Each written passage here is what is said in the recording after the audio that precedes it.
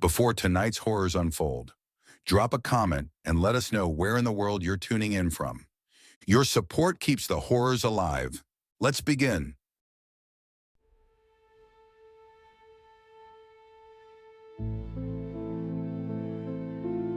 This is something I wanted to write long ago, but I ended up writing something else. More about that later. But after all is said and done, I still wanted to write this. It's like I had the words stuck in my throat, and I needed to get them out, to put it all on paper. This is my message in a bottle to whomever it may concern. I've always been a bit of a recluse. I am an only child, and I've always liked to do things that don't require others to enjoy. You can't play board games or team sports by yourself, but you can read, write, draw, and solve puzzles. So that's what I've excelled at. I also had a peculiar affinity for the works of manga artists like Kazuo Umezu and Junji Ito. But my mother was quick to point out that it wasn't appropriate to talk of such things in polite company. I finished my university studies with little to no incident. I kept my head down, did the work, and passed without incident. I was not at the head of my class, and I was not the worst. I was somewhere in the middle without making much of a fuss. That's the space I enjoy the most, the one where I can be myself without worrying about the judgment of others. After I finished my university studies, I had to get a job. My mother wanted me to start my own life, but I didn't know how. One of my childhood friends, Shota, told me he could get me a junior position at his company. I just had to move a little west towards Osaka. I couldn't refuse. Living on your own for the first time is equal parts terrifying and freeing. You become a new person, the real you. It's a time for transformation. You start learning new routines, new ways to manage your time, and new ways to appreciate the moments of peace you get in between work and chores. But I could still live the way I wanted. I could keep my Umezu and Ito books in the open bookshelf. I could watch whatever shows I fancied, and I could sit up and read all night long if I wanted. In many ways, it was exactly what I wanted. Shota often asked me how I could be so chipper at work, and I always had the same answer. How could I not be? Still, there was one piece of the puzzle that I had never managed to figure out. Women, being a recluse in Japan is a bit of a cliche, but my mother hated the idea of me becoming a lonely shut-in. I guess she refused to accept that this is what I'd always been. But she was pushing me to get out more and to meet people. She wouldn't stop pestering me about it, and I didn't want to disappoint her. So I mentioned it to Shota in passing. Now, Shota is the tallest guy I know. He sometimes leans down to blend in with others. I think he played basketball some years ago. This was a man who always had eyes on him, so he couldn't help being social. He could spark up a conversation with anyone, because they were already looking his way. When I mentioned my mother wanting me to get out more, it's like it lit a fire in him. I had to beg him not to drag me to a cabaret club or a pachinko place. Okay, he argued, no cabaret, no pachinko, but then you got to do something else. I didn't want to sign up for anything without hearing about it first, but Shota was giving me a hard time. I'm going to embarrass myself, I said. Keep that in mind. Just trust me, he smiled. You'll have fun. Shota set up a go-con, a sort of group date. He had this girl he wanted to ask out named Keiko, but he figured he'd do something fun with it. So he would get two friends, and she'd get two friends, and we'd all go out together. It was hesitant at first, but it was a whole lot better than going out on my own. At least now I could sling back into the dark and hide if things got too awkward. But I was so nervous I got a stomachache a full week in advance. I talked to Shota about it, and he suggested I try to do something to feel better about myself. Get a haircut, he suggested. A nice jacket. Just something new, you know? Reinvent yourself. I followed his advice. I got an expensive haircut, a nice new shirt and jacket, some cologne, but it never really clicked with me. It didn't change anything. I felt like the same loser, but with a thin coat of paint. After browsing stores downtown, I ended up at a small noodle place down by the canal. I was almost tearing my hair out from stress and ended up biting my nails. I didn't even notice I was doing it until another patron pointed it out. I wasn't prepared for anyone to talk to me, so I almost jumped out of my seat. A man had approached me. He was European and had this pale complexion. He was dressed in all black and hid his eyes behind sunglasses. I didn't like the look of him, but I didn't want to seem rude. At first I thought he was standing over me, but he was sitting down. He was just really, really tall, taller than Shota. "You seem nervous," he said. "Are you all right?" I didn't expect him to speak flawless Japanese, but there was a lot about him I didn't expect. I put my hands down and laughed a little, giving him a nod. "Girl trouble, hmm?" "I suppose, yes," I nodded. "It always is." He reached into his pocket and pulled out a little white plastic tube. It was like a long middle finger. He slid it over to me. "Love potion," he smiled. "It solves everything." "No, thank you," I smiled back. "Not interested." He looked at me, then down at the tube. Then he chuckled a little. "Oh," he continued. "Oh, I apologize. This must look bad." He picked the tube up and opened it. It looked like it contained some kind of sand. "It's for the nerves," he said. "It's for you, not to put in someone's drink. It's a beta blocker, see?" He placed a little on his little finger and licked it up. He let out a long sigh. "I get nervous too," he continued. "It helps." He left it on the table and backed off, giving me some space. "Consider it a gift. You'll be irresistible, friend." By the time I finished my meal, the pale man had left. I rolled the tube over, trying to figure it out. There was a little print on the side, and it only had a couple of ingredients: microcrystalline cellulose, hypermellose, polydextrose, and powdered Helianthus cerulea. Looking it up, it seemed to be small balls of powdered seeds from a peculiar blue flower. Some kind of natural herbal remedy. I decided to keep it, just in case. When it was finally time for the group date, my stomach was doing backflips. We were supposed to have a small dinner, a couple drinks, and then head out for karaoke. But I didn't know how I was supposed to make it through a dinner without throwing up. I had such a bad stomach ache that I almost called in sick. By lunch, the nervousness was too much, so I decided to give the tube a try. I did as the man had shown me. I took a little on my finger and licked it. There was an artificial sweetness to it, sort of grape-flavored, with a powerful chemical aftertaste, but I could feel my nerves unwinding. Not as in getting sleepy, but as if I was taking 3 breaths at once. My lungs felt full again, and I could feel my stomach untightening. I could still think straight. I could feel all those intrusive thoughts, all the worries, but they were taking a back seat to more rational thinking. I could finally relax. I felt so much better. I took a long walk after work and stopped at a gift shop.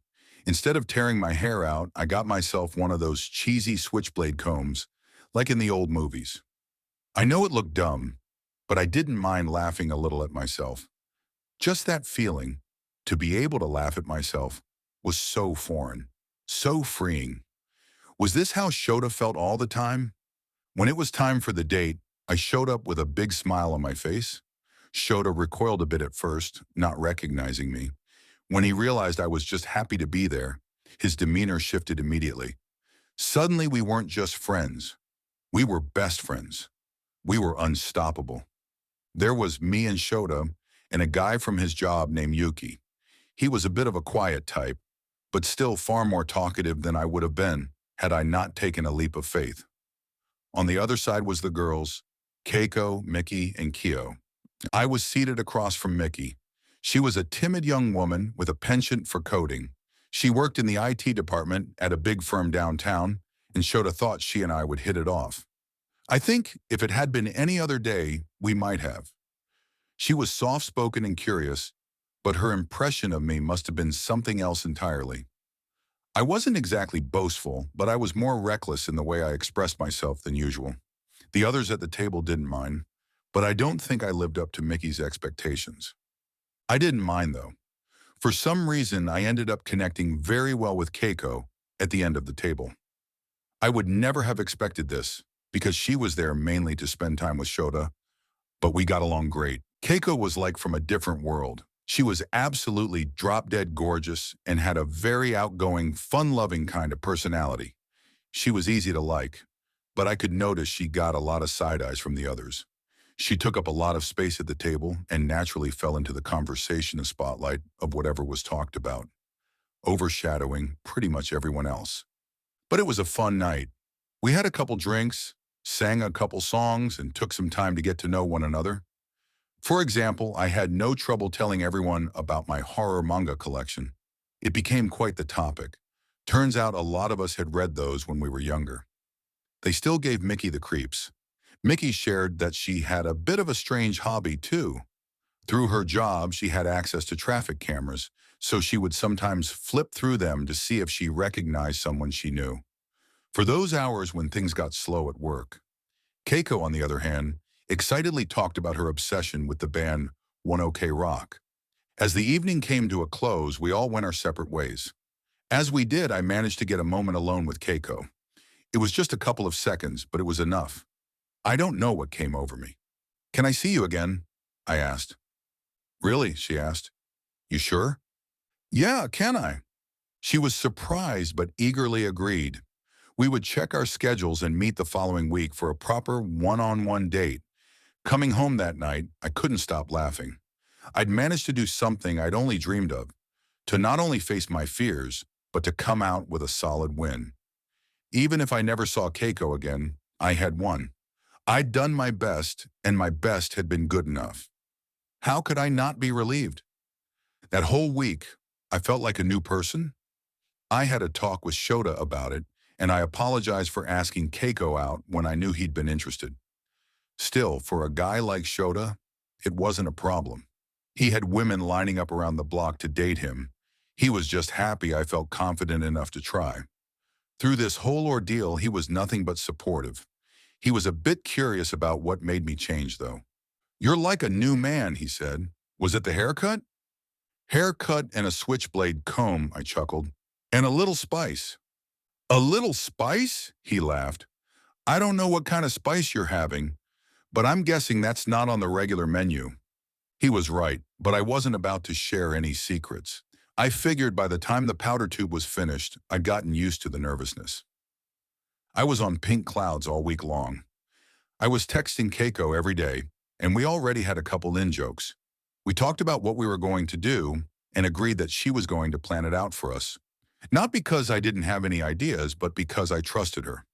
She appreciated that, and she promised it'd be good. I had a chat with my mother, too. I told her about our GoCon and the follow-up date with Keiko, and she was beyond herself. She was scream-laughing at the phone, hardly able to contain herself. I don't know what she was happiest about, the prospect of her only son not being a shut-in, or the idea of having a young woman in her life to pamper. So when date night came around, I was ready. I'd taken a boost from the tube, got a new shirt, and brought my comb. It felt like a good luck charm by now. Keiko had asked me to meet her at her apartment. I'd just taken a small touch of the tube powder so I could feel that rumbling nervousness deep down, but I could easily push it down. Still, there was something in the air that I couldn't put my finger on.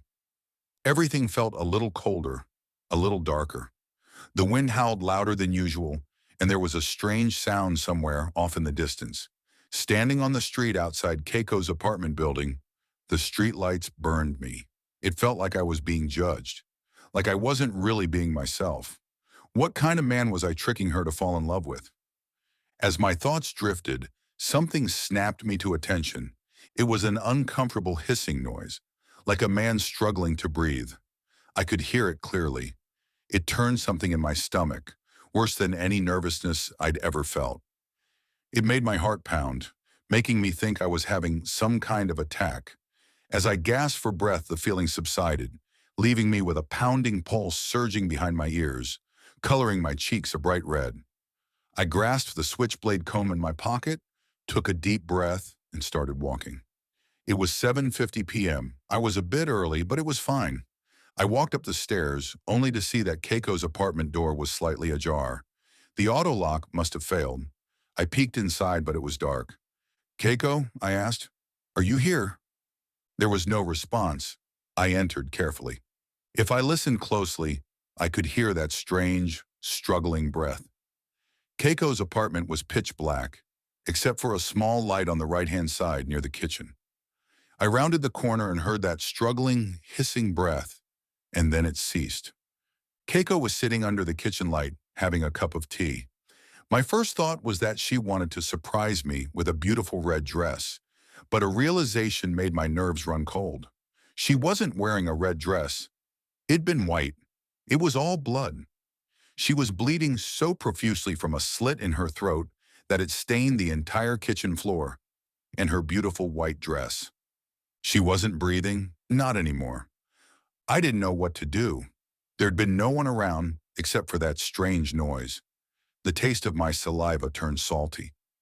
"Did you hear that?" someone murmured. "What was that? Why is the door open?" Neighbors. Someone had seen something. "I'm calling the police." I ran.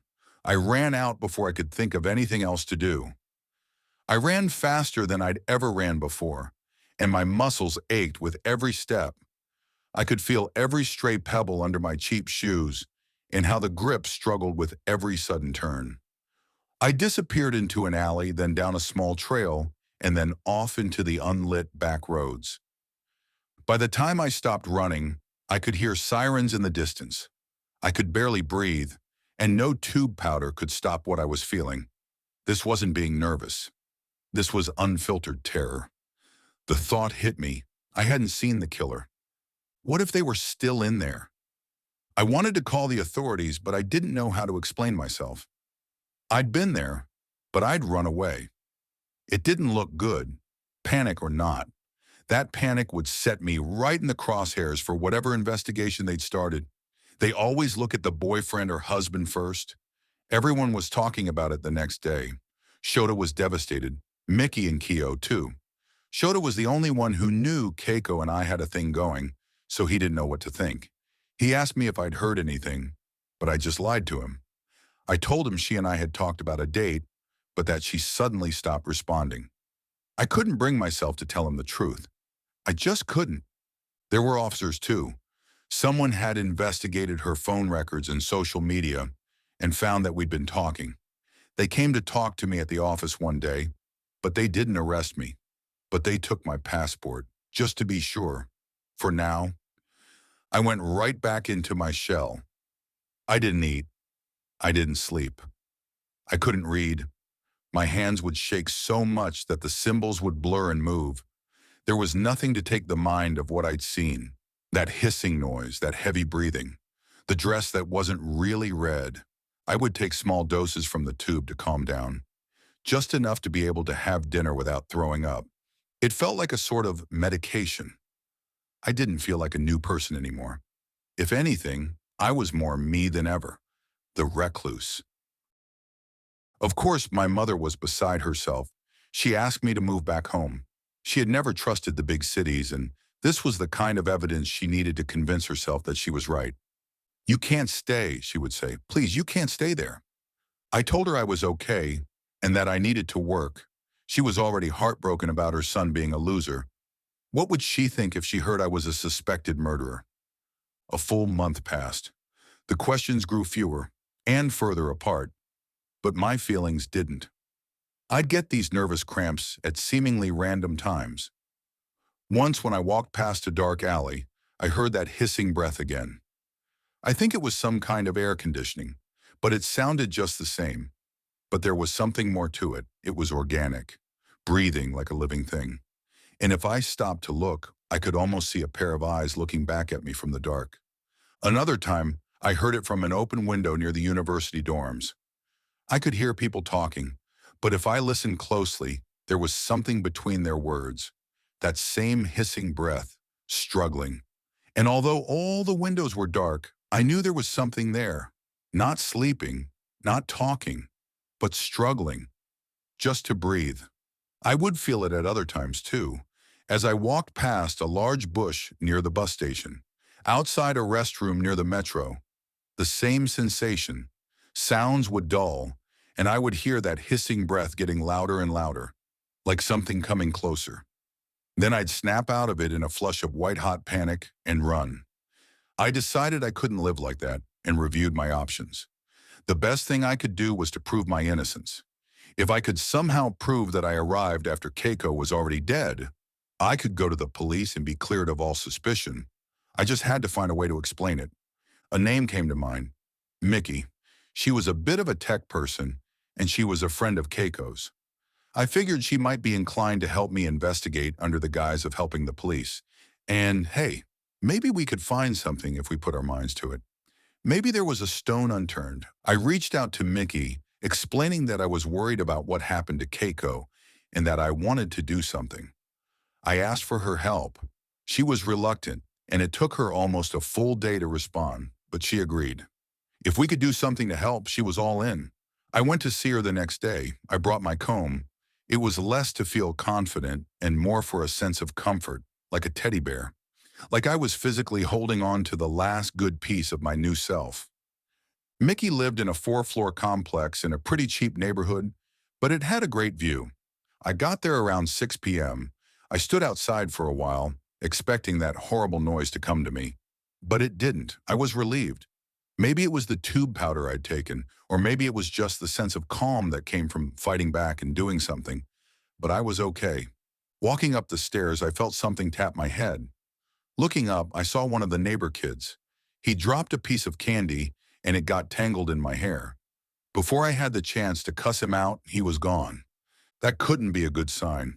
Candy-haired and determined, I knocked on her door. An image flashed into my mind. Opening the door to a dark apartment. A taste of iron in the air. A wheezing, struggling breath. But no, it was just Mickey. She met me at the door, a bit reserved, but as polite as ever. She couldn't help but notice the piece of candy, though. "You didn't have to bring snacks," she snorted. "You all right?" "Just one of those days," I sighed. "Can I come in?" "Sure, sure." I stepped inside and she showed me to her living room. It was small but very personal. You could tell this wasn't just anyone's place. It was Mickey's place. Printed and framed webcomic panels on the walls, volume after volume of computer science books, and a little streaming setup. This was her world. I was just visiting. "Make yourself at home," she said. "Would you like some tea?" "Yes, please, thank you." While the kettle boiled, she showed me her laptop. She explained how she had given it some thought and figured there might be some cameras the police hadn't checked. Apparently, some traffic cameras were thought to be out of commission, but they weren't. She knew of a couple. "It'll take a while," she said, "but I think there might be something near Keiko's place from the night of the murder." Mickey was a bit reluctant to go through with it. I figured she was just nervous, but I couldn't know for sure. I was just eager to get an answer, something I could show to the police. She navigated a complex interface and input a code, then showed me a list of feeds scrolling across the screen. "Let's sort it by time," she said. "Do you have any ideas?" "The police said it happened around 7:30, 7:40. I lied. "Let's start there." "All right." She brought up a couple of cameras listed from the area. Most of them were grayed out and uninstalled, but a couple seemed to be up and running. "They're old and need to be replaced. Some are to be taken out of commission," she explained, "but people forget they're still there." "Not you, though." She smiled at that. She handed me a cup of tea and let me take the reins of the computer. Then she poked at the piece of candy still stuck in my hair. "You want me to deal with this?" she asked. "Would you mind?" "Not at all. Let me get a comb." "Wait," I said. "Here." I handed her my switchblade comb. "Like in the movies," I said. "Cool, huh?" "Yeah," she snorted. "Real cool guy here." It didn't take me long to find a camera I recognized. Meanwhile, Mickey struggled to get the switchblade comb open, but she didn't want to say anything. She was stubborn, that was for sure. Finally, I got a blurry black and white feed of a street I recognized. It was just outside Keiko's apartment. It was a bad image, and I missed the time frame a little. I landed right on the spot where I stormed out of the apartment. It was just a black shadow, but Keiko gasped. A thought spiked my mind. What if she recognized me? "Is that it?" she said. "Is that the killer?" To her, the thing on the screen was just a dark blob. Suspicious but anonymous. "I don't know," I said. "We have to go back further." Finally, Mickey gave up and handed me the switchblade comb back. I shook my head. "You had to push two buttons at once to open it, so I did." A blade snapped out. Not a comb, a blade. I stared at it. Suddenly, I felt it. That breathing, the hissing, the struggle. The camera feed was rolling back. I could see myself coming down the stairs and going back under the lights. That's where I'd first gotten that awful feeling. That's when I'd first heard it. But there was something strange. I was standing there for too long. Minutes. I had no memory of that. "Is the tea any good?" Mickey asked. "Is it too minty?" It's, it's fine," I said. "I like mint." Then the picture moved. I saw it in reverse. How I picked up the switchblade comb and let the blade out. How I went back up those stairs. And now I heard it. Those sounds, they were coming from me. Something inside me struggled to come out, to breathe. A new me. I didn't realize I was still holding the flip knife. I didn't notice the stains on the edge. The camera feed rolled as I saw myself go up the stairs and then come back out, only to go up again. I'd gone inside, done something, and come back out, only to enter again. Mickey was messing about in the kitchen to get us some biscuits. "I have a brush, but it's kind of bad. Is that okay?" she asked. "Or I could get the scissors out." I didn't answer. Instead, I heard the hissing behind my ears grow louder. I blinked and seconds would pass. I would forget to breathe and I'd inhale like I was surprised. Suddenly, Mickey was next to me. "Are you all right?" she asked. "You look pale." I didn't find the right words. She placed a hand on my knee. "It's okay," she said. "I'm nervous too. It's scary." She leaned back, looking at the anonymous camera shadow walking up and down the stairs. "They think he attacked others too," she continued. "People have gone missing." "What?" "Yeah, but they're not sure it's connected," she said. "But they found blood in a dorm room. A woman went missing waiting for the bus. It's crazy, and there was—" "The restroom near the metro," I interrupted. Mickey gave me a curious look. She was listing the various places I'd felt that strange sensation boil up in the back of my mind. The many moments I'd stopped and zoned out. I blinked. All of a sudden, I was panting. I was holding the knife like a weapon, having stabbed it into the screen of Mickey's laptop. She had backed off and covered her mouth. She was shocked. She didn't know what to do. I don't know what," I stuttered. "I don't want to hurt you." "What are you saying?" she asked. What is—" I blinked again.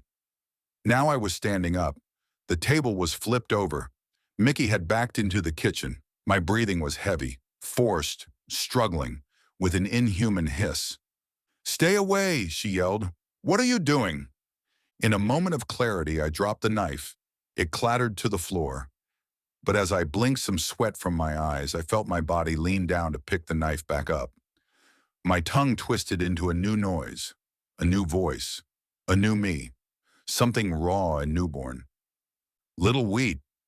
I blinked. For a second I saw another place, a starless sky, a dead gray moon, hanging in the sky like a dry leaf that's forgotten how to fall. Darkness in the corner of my eyes, a rough black sand shifting under the naked soles of my feet. I blinked it away. I was outside. I pushed a man over the railing, and he screamed as he hit the pavement. I was chasing Mickey. I was holding the knife again. I could barely breathe, but she was having trouble getting down the stairs. I was faster, dashing forward with complete abandon. I was going to catch her. I was going to puncture her throat, letting out that wheezing breath from her body. But I couldn't. I had to do something, anything. It took every ounce of willpower I could muster, but I let myself lose balance. The momentum sent me crashing to the ground, screaming. Mickey hurried down the stairs, screaming for help. I blinked. I was almost back on my feet now. Concerned neighbors surrounded me, pointing and screaming. I was waving them off with my knife. I screamed and tried to throw the blade over the railing, but it was too late. I blinked again. I stood up. Someone stepped back, holding their hand. They had a big cut in the palm of their hand. "No!" I screamed. "No, please, stay away." And another voice joined my throat. "Stay away, little wheat." In a final act of desperation, I plunged the knife into my leg. It was the only way to stop me from running. There were angry faces, blood coming down my hands, cold steel on my wrists, blood spatter as I clawed and spit against anonymous hands. And as I blinked, another place. a place so dead that I would have preferred to feel the grave. The next time I opened my eyes, I was calmer, my breathing slower. There were lights, and I was in handcuffs. People were crying. A man in uniform was checking my pockets for weapons. I could see Mickey in the crowd. She was talking on the phone. I tried to tell her I was sorry, but my throat was too hoarse. All I could let out was a hissing breath as I tried my best not to choke, and that was that. Over the next few days, things got intense. Without the powder from the tube, my nervousness came back. I was so messed up in the head by then that I couldn't begin to fathom the consequences of my actions. Just thinking about it sent this chill all the way from my stomach to my jaw. I didn't know how to argue against it, to say it wasn't me, but another me, a new me. That's all this had ever been, an attempt to reinvent myself. Instead, I'd managed to lose myself. And not only had I cost people their lives, I may very well have lost my own along the way. That's all this had ever been, an attempt to reinvent myself. Instead, I'd managed to lose myself. And not only had I cost people their lives, I may very well have lost my own along the way. I was allowed to write a letter to explain myself. It was something to be shown to a judge or prosecutor, I think. I don't know if it is common practice, but they gave me a strange look when they handed the blank paper to me. That's when I first wanted to tell this story. But that first time I put pen to paper, I blinked. And when I looked up, something had already been written on the page. I regret nothing, it said. I must reap the wheat to starve them. I will pave the way for others. I will burn the fields and salt the earth with tears. That was all. They took the paper from me and presented it to the judge despite my protest. And this is what I don't understand. I was let go. They said I couldn't be prosecuted. I was free to go. No further questions or charges. I didn't understand it. I walked out of the courthouse a free man, with all my belongings right back in my pockets. Even the flip knife. On my way out, I stopped to throw the tube away, only to notice something in the garbage bin outside. It was filled with white tubes, just like mine. I looked back at the courthouse a final time. No one was angry that I'd been released. Many looked relieved, happy even, warm, cautious smiles. Some of them could understand. I can't take any chances. I don't want to hurt anyone. I have retreated to an anonymous location, and I've told no one about it, not even my mother or Shota. I haven't seen the powder in a long time, but I still feel it. I lose track of time, sometimes just seconds, sometimes minutes.